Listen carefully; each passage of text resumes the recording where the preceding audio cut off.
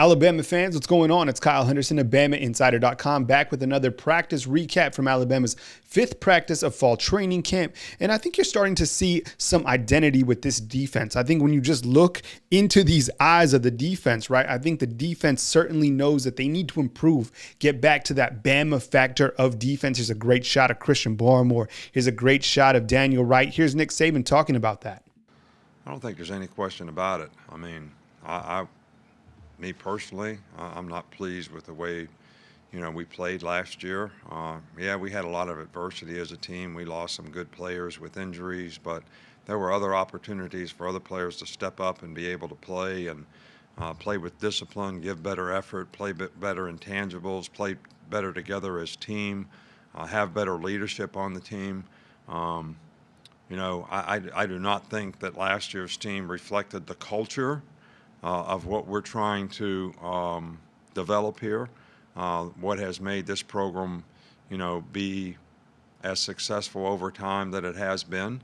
And there's no question that we're trying to emphasize the fact that we want to make sure we reestablish that culture, and it comes from the buy-in of every player to believe and trust in the things that we're asking them to do is going to help them have success, individually as well as collectively as a team. Josh Jobe looks to be a key contributor this year at the corner position for Alabama. Nick Saban was asked on Josh Jobe and the growth that he's seen from Jobe year over year. I think he's done a really good job in that area. Josh is a real competitive guy. He plays with a lot of energy and enthusiasm. He gives great effort. We always say we want guys to play with emotion, but we don't want them to be emotional where they don't make good choices and decisions.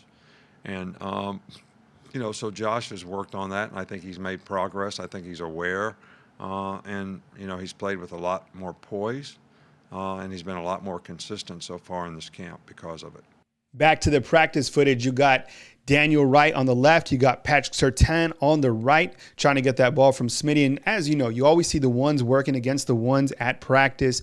You got DeMarco Helms right here on the left, trying to get the football from Xavier Williams. Nick Saban also talked about during his Monday press conference the new defensive line coach, which is Freddie Roach. And think about this. Alabama just had to add one coach to the staff. Everybody else returned, so there's a lot of continuity. And Nick Saban's been very impressed, very pleased with the addition of Freddie Roach early on. Here's Nick Saban talking about his new addition, Freddie Roach.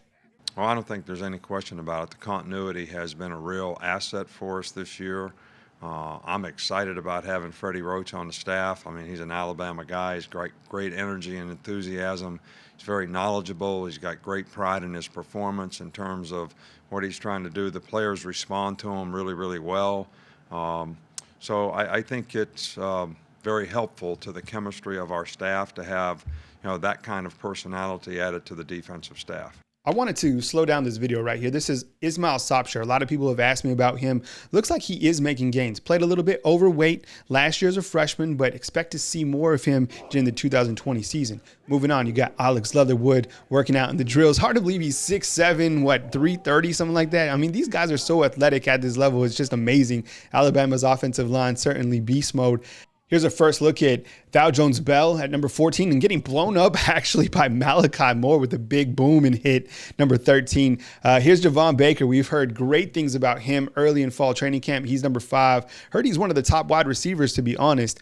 More clips of the offensive line. Number 75 right there on your screen is Tommy Brown. Number 57 is a true freshman, Javion Cohen. Heard really good things about him early on during fall training camp. Looks really good for Alabama. All the offensive linemen certainly get a lot of reps. That's something that I really like when you watch Kyle Flood. I've talked about it before. None of these linemen just sit around. They always getting work. There was Alex Leatherwood, number 70. Again, Tommy Brown. So good footage today from the offensive line. And as you know, there's so much talent returning at that group. Here's a look at the tight ends. You had Miller Forrestall. There's Jaleel Billingsley get in the mix. There's Major Tennyson, number 88. The tight ends have some guys coming back, definitely. Didn't see Carl Tucker back there, but we saw him last week. Here's Brian Robinson doing his thing, and then you're going to love this next clip. This is Trey Sanders. Let's slow it down. I mean, just look at this young man.